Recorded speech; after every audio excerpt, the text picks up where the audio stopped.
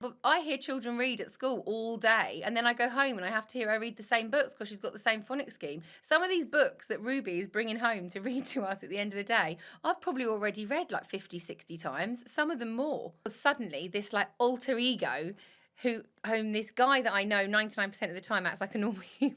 Then the football comes on and I'm like, who is that person effing and seeing at the telly and jumping around and swearing and being really aggressive? I do recycle. They call me Green Dean.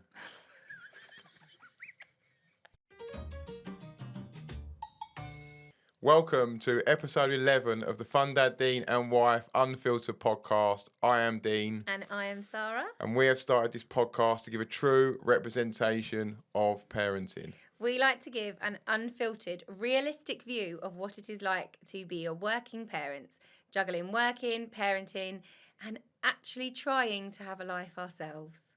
So we like to start the podcast with a bit of chatter about our lives since the last episode. And today's been quite an emotional day for me, hasn't it? Well, I don't really think so, but... A little bit. I had to say goodbye to my beloved Vauxhall Astra that my nan bought me 18 years ago. 18 years ago? You're not very good at maths. Oh no, it was a 2006. 12 years ago, 13 years ago. Yeah, so I took it for I thought you were the accountant, not me. So I took it for an MOT and they were like, I'll just call your scrap number because it was like 2k to repair, car's worth nothing. And oh, did you feel a bit emotional? So I took it in the scrap. Took it in the scrap place today, and I was like, yeah, felt a bit like, oh, you know. How many miles has it done? 135,000. So good little innings. Needed to go though, didn't it? Yeah. It was disgusting. Just for anyone listening, I just would like you to picture this car that Dean has had, right? And now and again, I would give Dean like a bag for charity or a bag for the dump because his work is near the dump, right? And I'd give him this bag. And when we looked in the Astra, what day was it at the weekend? On Saturday. Was it anyway, a day at the weekend. We looked at you car. got it. You got in there. Oh my God. I opened it and I was sitting there and I went, ugh. Oh my God, this car stinks. I was like, oh my God, it's disgusting. And my poor little nephew had to go in the car seat in the back. And even he's going, Dean's car's really smelly. Dean's car's really, it wasn't Dean, bad. Honestly, it was the worst car I've ever seen. There was crap everywhere. It was disgusting. Sort your life out. Well, it's gone now. And I had to even clean it before I took it to the scrap heap.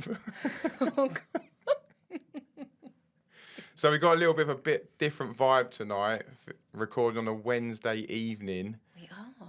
And we've got the wine out. We have. Well, I've been at work all day, but this week, Wednesday is my Friday. So I've worked Monday, Tuesday, Wednesday. So this is my Friday. So I was like, yeah. When Dean said a little bit of wine because we're doing the podcast in the evening, I didn't refuse very quickly. No, didn't refuse last night either. Oh, yeah, wine on Tuesday last night. God, we sound like a pair of alcoholics. It's been a stressful week, like reaching the end of the school year for parents. Like, I felt a lot, and I don't know if you're going to feel the same, Dean, because you don't really feel the stress that much at Christmas because it's mainly my stress. But end of year for the school year has been a little bit stressful. Like the run up to Christmas is like the run up to the end of the school year. There is so much adding to the mental load of my life. In what sense?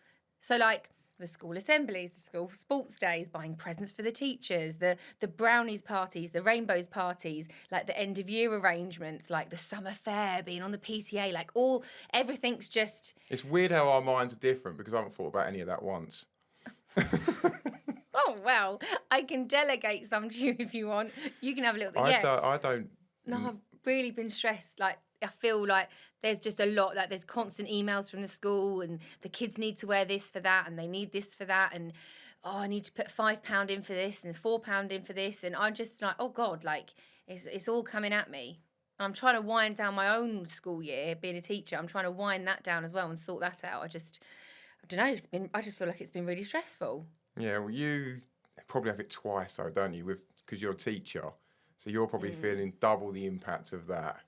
Whereas... But I think as well, definitely in the last few weeks, like with this whole end of year thing, so the girls' school released dates for the sports day and their class assemblies and everything like that.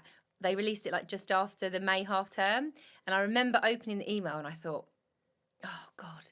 And basically the school have decided that all the events, like the sports day, the assemblies, everything's on a Wednesday. Well, a Wednesday is like impossible for me to get off work. You're right, babes. Sorry. Oh, okay. Yeah, Wednesday's like impossible for me to get off work. I just knew straight away, well, that's it. I can't go. Yeah. And I couldn't go either. Oh, it was just, well... The sports day was... Well...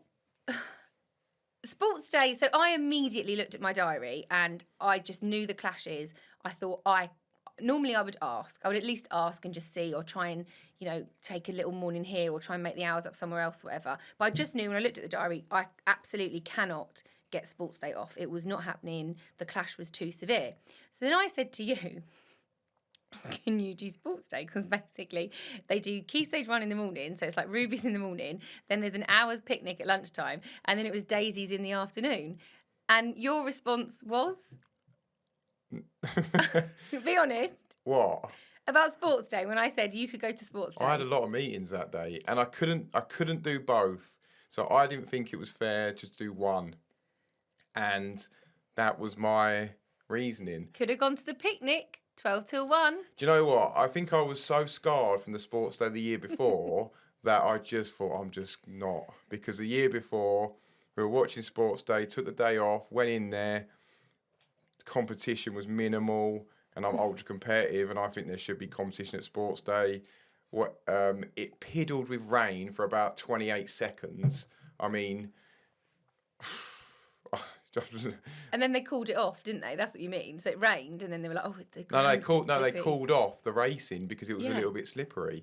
And I remember being absolutely furious. Not because sports day's the be all and end all, but just the whole attitude of that, like what we teaching our kids. But I think half those kids that would have been doing that are running around football pitches and parks in more rain than that. Of course. I think we've just mollycoddled them, and I think I remember doing a post on Instagram ranting my life around the way back from that.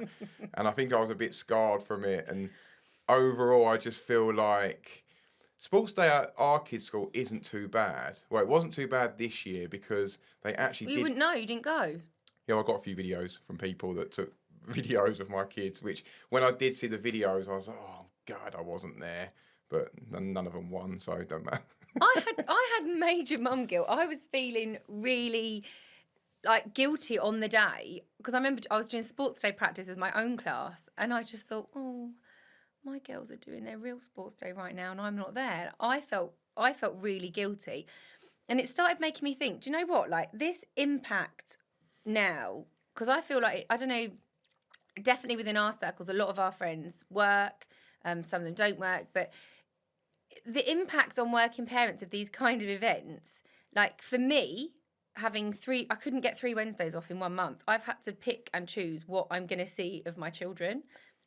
And I just feel really, really bad. And the worst thing about that is I feel like I know this is a bit morbid, but when we're all 80 odd in our deathbeds and things like that, we'll worry about the stuff we miss of our kids with some day at work that's absolutely meaningless in the grand scheme of life. How important is it, do you think, to the children? Because I think our girls are pretty resilient on sports day. I just sat them down, explained, like, mummy's also a teacher, like your teachers are going to be at school, mummy's going to have to be there and be there for her kids at school. Your excuse was a bit shit. But anyway, so the impact on working parents, though, like, is the guilt there? But then it got me thinking. I don't think our kids... As an employer, so on the flip side of things, as an employer, if somebody's coming to you saying, oh, I want my kid's sports day off. See, my work have always been amazing with that. Yeah. Absolutely amazing because, anything I ask for that, they're like, God, yeah, of course. You can't miss your kids' stuff. Anything I ask for. I think, my boss has always had lots of grandkids and he can see that family life and, always been really flexible with stuff like that. I didn't even ask this time because, you didn't want to go. And I didn't want to go. I just... Just say it. You didn't want to go. I vetoed it from the... What does that mean? Veto? Veto. Doesn't it mean just you're not doing it? Oh, I don't know. Haven't heard that one before. Yeah. Oh. I just want to see a little bit more competition at sports days. I feel like we've just gone a bit backwards in that, and I feel like kids should be rewarded for winning. And what I was about to say is our kids' school did do that. They give stickers for first, second, third and fourth. But there's only 4 people in a race. And do you think these kids are stupid? They know fourth means last. Like, they're not stupid people. Like, they know fourth is last. They're not walking around going, look, I've got a fourth sticker. They might. But, Leave them alone. No, but let them play. But when I was in school, I remember we had this. I think it was like 50 meters or maybe 100 meters, and I was pretty quick at school. And it was called the Challenge Comet Race at my school. Oh. And you got to the final. You had like trials up to the final, all school based, and then top 3 got medals. And the top 3 got medals. I got silver. I came second. But that silver medal meant so much to me. And look, do you think the person who came 5th is going home like, oh no, came 5th? They just didn't get a medal that day, and they know, it's just it's just too sanitized now for me.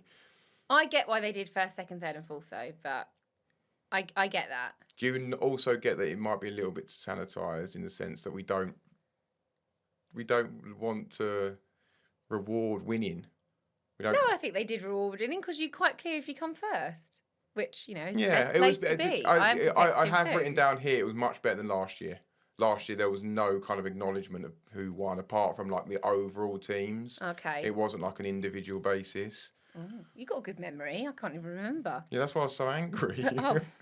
But so I definitely have felt really guilty about not going and not being able to have the time off. But I respect the fact that as a teacher, I do get a lot of other time off during the school year. So I kind of think for me that balances it out. But I did a poll on my Instagram story and I said, like, does your work give you time off for school events? And yes, always was only 34%. But then there was 44% that said depends on my schedule. But 22% of parents out there who work never, they put no, never, their work would never allow them to have time off for school events, which I found quite shocking. Just depends on the industry, because obviously if you're a school teacher, like with you get quite a bit of time off outside of that time, which people go, oh look, they get 6 weeks off and they get all this time off, but you can't take a time off any other point of the year apart from like exceptional circumstances. And I guess other industries like maybe nurses, all those kind of are the same. So I'd be interested to know probably that the industry, not the boss. Yeah, because I suppose I'm coming at it definitely from a parent's perspective, but are employers more lenient? And made me think, like, when your child's sick, like, do you have to take that unpaid? I can't. Do you have to use one of your sick days? If it's your child's sports event and you just need, or it's a kids' assembly and you just need, half an hour off in the morning, do you have to take it unpaid? I don't know. I think it's a minefield. It's just really hard for working parents. It's just another thing and another added pressure that we just don't need is all these school events that, it's lovely and it's great if the parents can go to them. But for that child and that parent that just can't, it's hard. Yeah. Well, I could the other day and I completely forgot, didn't I? So you at the beginning of the podcast, having a good couple of weeks of my kids' school Oh God! stuff. So at the beginning of the podcast, I mentioned that it was the sports day and the assemblies that were falling on a Wednesday. Anyway, it was Daisy's assembly last Wednesday, and I basically have an Apple Watch, and my watch, it never really goes off when I'm in school very often. And my watch was like ping, ping, ping. And I looked down, I thought, what is this? It's all the school mums. I was like, what? Anyway, so when it was break time, I went into my drawer, because I keep my phone locked in the drawer during school hours normally. And I would never normally ring you at like 10:30, would I? That just doesn't, I'm always teaching. Not a good phone call. And I waited till break time and I just rang Dean and literally you answered the phone. And I think the first word you went was just, oh, shit. No, I didn't have a clue. No, you did. You said, I forgot. No, after you'd said... Oh no, you text me. I was like, and I was like, you forgot, didn't you? I didn't know about it. You did know about it. You said Oh God. You said to me, I gave you the date. Oh my, you can't do that. Like, I can't give you a date and think, that's my child's assembly. I'm going to remember that date and put it in my diary. We've never worked like that. Oh yeah, because I have to mollycoddle you through everything. Oh, here's the schedule for this week, Dean. Make sure you don't forget anything because it's my mental load. Well, yeah, that's just that's telling him off. He's had too much wine already. I've only had a couple of sips. No, normally Sara was so on this, and I'm not blaming you. but you're normally so on this. So the morning of that, you'd have gone, look, remember it's Daisy's assembly. And of course, I wouldn't have forgotten. But I left for work and everyone was still asleep. And Daisy would normally say something to me as well, but no one said anything to me. So what happened was I dropped her to school, went to work, was working, and I get this message, did you go to Daisy's assembly? I'm like, oh, shit. And then I did feel terrible. But when Daisy came in, I thought, I'm going to check her reaction straight away. So I went up to her, I said, look, sorry about I couldn't make it to the assembly. And then she was sweet. She didn't seem like she cared. Oh, you never know. I'd already spoken to her about that because I picked her up from my mum's because it was Wednesday. So I'd already spoken to her about it. And she did say there was the moment, like, obviously she was looking for you and you weren't there. So that was during the assembly. It kind of like put her off. Not making you feel bad. I'm just saying, like, this is true. And then she said when it was the end of the assembly and they all got off their benches to go and say hi to their parent or their grandparent or whoever was there, she said she was just left alone sitting on the bench. Do you feel guilty now? Not massively. Oh, that's so I do feel a bit, but at the end of the day, broke my heart. Amount of times I try and cuddle her in the evening, she pies me off, like, so, you know. Do you think, though, I mean, it's not really going to impact her life moving forwards? Like, will it just, I don't know, make her a little bit stronger, make her a bit more resilient? Like, sometimes in life these things happen and we can't always be there. If you forget the odd time, it's not going to impact their life. If you're there most of the time, the odd time isn't going to do anything. It's just, if you never ever go to the assembly or you never go to sports day or you never do this stuff and you're just not there for them on any, you know. It's like I can never do their first day of school because my first day of school with my children at my school always coincides obviously with the start date of them starting school. So I can never do their first day of school. And you know what really frustrates me? And I'm really sorry to say this because I know you try really hard. But the first day of school pictures, they're absolutely rubbish. Like the hair and like just the picture. I'm like, how long do you spend trying to get a nice first day of school picture? I'm absolutely unreal at ponytails. I'm unreal. I would say I'm better than you at ponytails. I haven't got the selection of haircuts you can do, hairstyles you can do, but in terms of the ponytail, I've got that nailed down. Oh, well done. So I take a lot of time on that. The dad And in style. terms of taking a picture, they don't want their picture taken. Yeah, but I want the picture for their first year of school, like their first day of school each year. I love it. I love to see how they've grown each year. They've just got a year older every time. Oh. I guarantee every parent out there takes a picture of their child on their child's first day of school. You sound like such a twat. That's so mean. Nasty. Talking of nasty. Now that brings us on to Wanker of the Week. Wanker of the Week. We've got Wankers of the Week. Yeah, I was a bit worried about you this week with this, a little bit. So if you you've don't seen... have to be worried. I was a bit. Were you? Yeah, a little bit. I just thought to myself, look, I've brought Sara into this life with Instagram and doing reels and doing all this podcast stuff, and I brought her in. And then this post... So basically, she did a post about finding me unattractive when I watch football because I swear at the TV and I've said some very bad language at it and all that kind of stuff, as you do watching football when you're well into it. Ugh. So she finds me quite unattractive when she watches it, and she voiced that in a reel. And I thought to myself, because you didn't tell me you were doing that. You just posted it. You didn't show me. Not that you have to, but I probably would have said, look, beforehand, you're going to piss people off here. You're going to. Yeah, but I'd spoken about it with my group of mates beforehand because we were all talking about where our partners were going to watch the football and all this. They're not football hooligans, so they're... No, well, obviously not.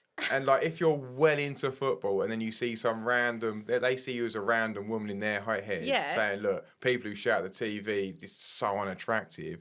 Loads of men who love football do that. So you're going to get a lot of, like... Yeah, but just to defend myself here, like, I feel I need to defend myself. What I meant by the post, which obviously I didn't maybe explain very well, is I have 99% of the time this lovely husband, really good dad, like, I think a pretty nice guy. There you go, big you up today. And then the football comes on and it reminds me of Jim Carrey in The Mask. You know, when he has that green mask with Cameron Diaz. Great film.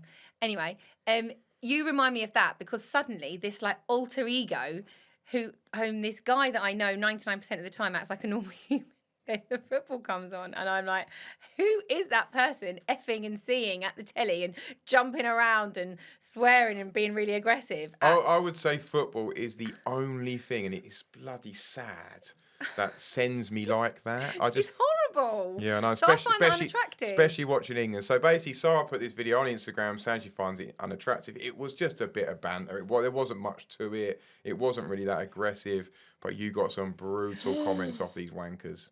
Brutal. So basically, I posted the video, and then I didn't really think anything of it. I had a really busy Friday. And then it was the Saturday morning before the girls had gymnastics. I woke up in bed and, had my little half an hour lie-in on a Saturday. Still have to get up 7:30, but I'll take the lie-in. And I opened my phone, and the comments, I was just like, oh my God.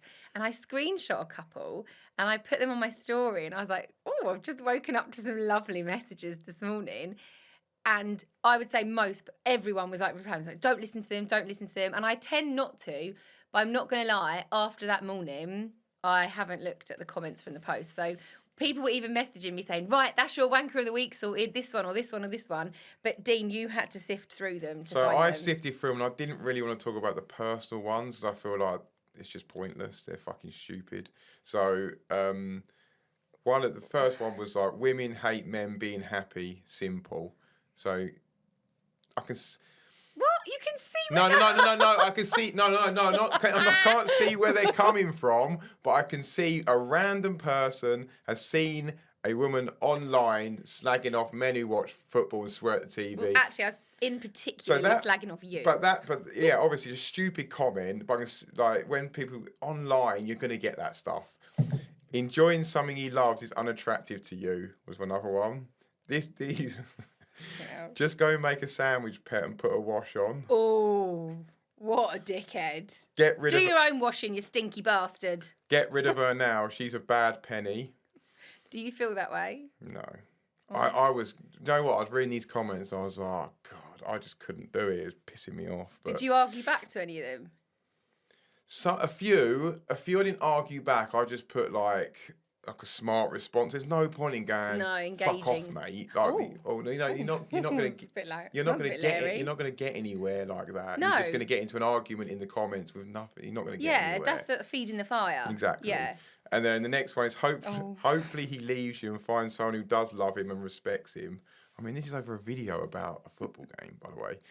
Do you really? Listen to this one. I hope he shags your mate and ruins your life. I'm not going to ask the question, which one would you shag? Yeah. You shouldn't have an answer, by the way.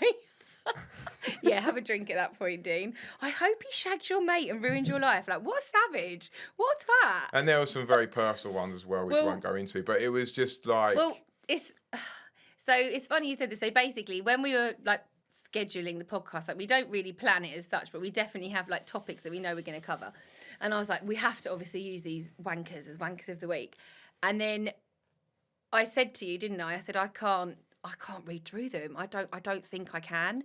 Like, because I say I don't care, like everyone does. Everyone cares. I say I don't care, but some of the comments were like going in about like my voice or my looks, saying that I was ugly and that I was punching with you. Nice compliment for you though. And one of them was like, I'm sure your husband finds you just as unattractive when you watch your Love Island and your soaps. And I would love to comment back being like, I don't watch Love Island. I've never watched one episode, and I don't watch soaps because I don't have time. But anyway. We like Below Deck. Oh, Below Deck's a banger. Oh, we love Below Deck. Below Deck's a banger. That is my guilty pleasure, 100%. And I get righted. I'm a bit like, what is she watching this shit for? But then you start watching, you're like, this is good. I know. Because I can never get you to watch anything that I want to watch. I was like, Below Deck. So to the person that put that about Love Island and soaps, and do you know what? Dean actually does get just as emotional sometimes watching Below Deck, don't you? When they're trying to park the boat and you're like, oh, come on. Oh yeah, some of it's like just hyped up for TV, innit? But yeah. No, it's good. But they are definitely the wankers. So if you're ever bored one night and you feel like you want a little bit of entertainment, do what I can and take a look in the comments from that video because it is savage. Do you know what was great though? Because after you put that story on there, I noticed you had so many people go into these comments and reply to them in support of you. And I feel Thank you if you're one of the people that did that. And I feel like that is a positive of social media. Like, everyone talks about the negative, but when you've got that and people doing that, you think, don't have to do that, do they? They don't even know you in terms of... I would have loved to have seen that, but in all honesty, I just had to stop. I was like, I'm not looking at the comments on this post anymore, because if I get any more personal attacks, I think I might start taking it personally. Because honestly as well, when I did the video, I was just sitting in the car. I think I was going to Asda. So just before I went to Asda, I quickly made this video in the car. And I think, oh, God. The problem is you said something about me being unattractive. So then the comment's always going to be the opposite to that. That's why it invited that sort of horribleness. But it's not, none of it's all just like an ugly dog, and I, babes. Yeah. Trade you in.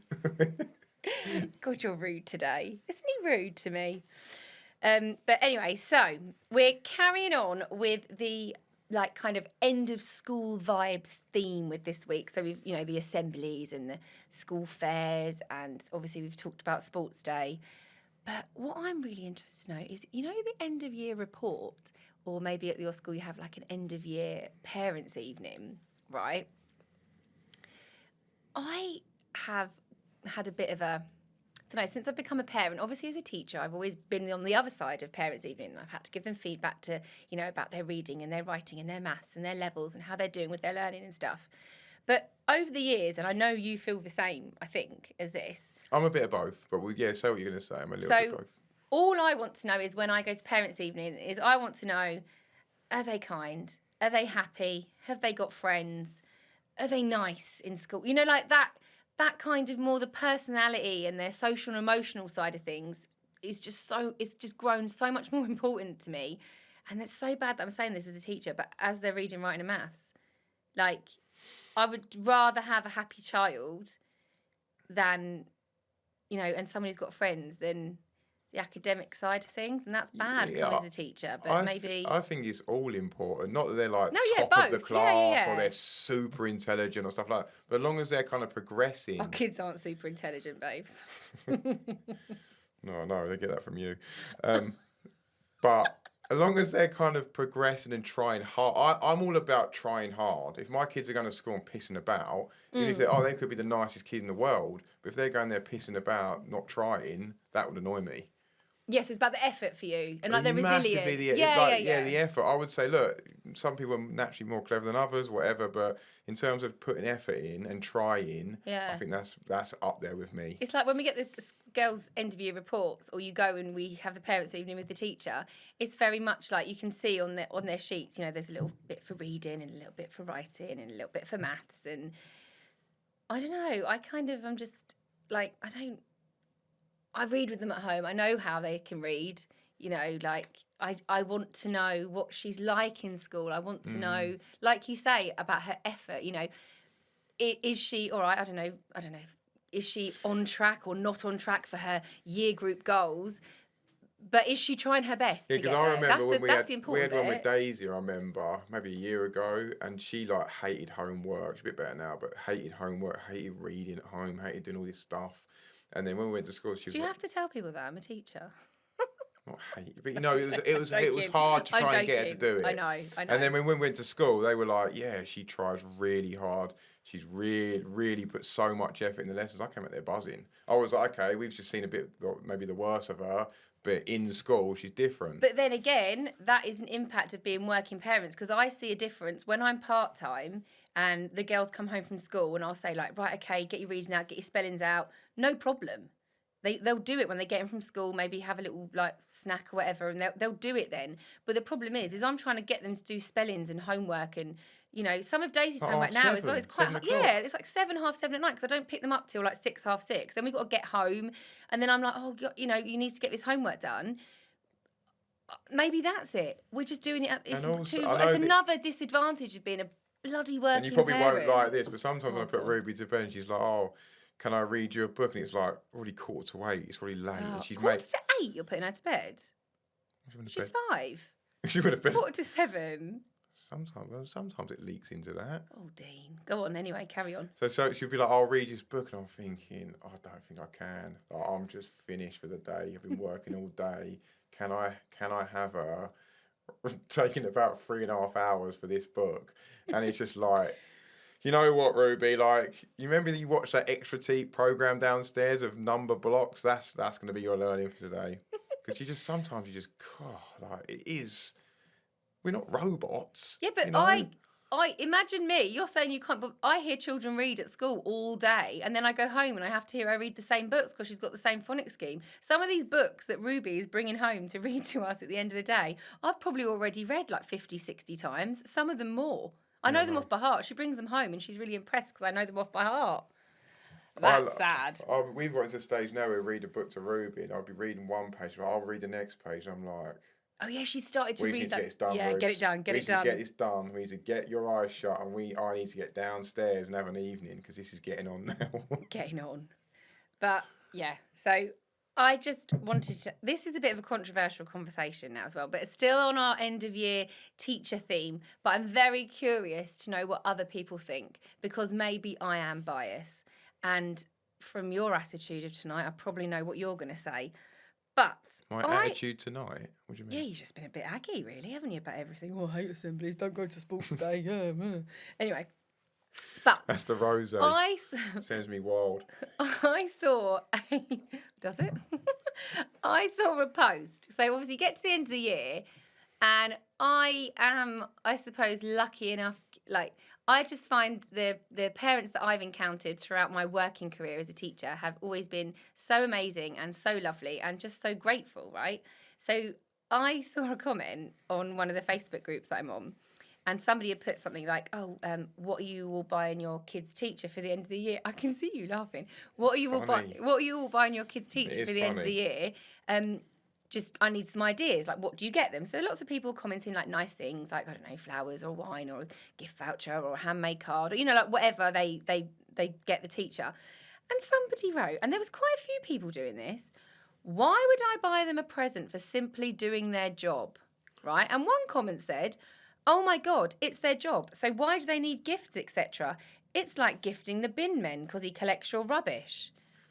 And hold on, as a teacher, I was quite triggered by that because I was like, hold on a minute. You are comparing the person that looks after your child every day, probably spends more time with your child than you do. She's gone proper teacher defensive. I have gone. I'm defending all the teachers out there and anyone that is a teacher. But I will, pick your kid up when they're crying. When they fall over, I will look after them and clean up their knee. If they need their nose blowing, I'll wipe their nose. Like, I do everything for these children. I put my all into these children and I sacrifice my own. You're laughing at me. Because you're getting well emotional. Yeah, because I think I'm so invested in these children and you're handing over, really, your most precious thing in your life to me. You're not dumping I'm not collecting your rubbish. I'm looking after this little life that you have made, the most important thing to you. Can I just stop you for one second? God, here we just go. Stop the rant a little bit. Go on, stop the rant. Okay. And I think you do get bought a lot of presents at the end of the year and you get a lot of lovely cards, a lot of lovely messages from the kids saying you're amazing, love you, the best teacher ever. And you know you're a good teacher and you know you're quite invested in it.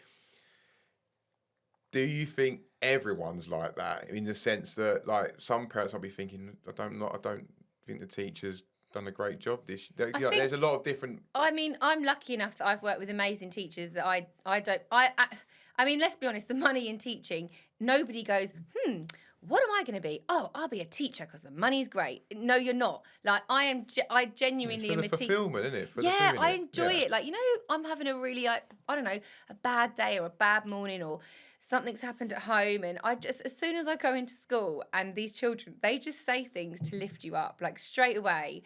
They're so lovely and they're so endearing. So currently I'm working with the young ones. I'm in reception. And they brighten my day every day. They do. But, this is good, but they wouldn't brighten my day. Like, if I couldn't be a teacher. Like, if I cannot think of anything worse than going...